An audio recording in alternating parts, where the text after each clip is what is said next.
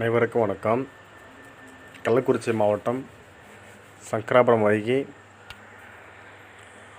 அம்மன் கோவில் அன்னதானம் வழங்கப்பட்டது. ஆடி மாதம் என்பதால்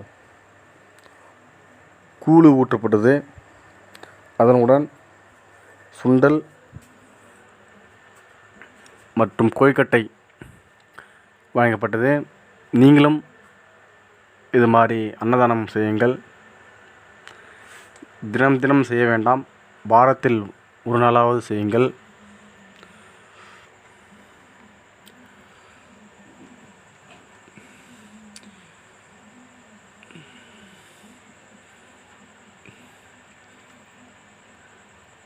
உங்கள் உடம்பு ஆரோக்கியமாகவும் மனம் நிம்மதியாகவும் நீங்கள் வாழலாம். நன்றி, வணக்கம்.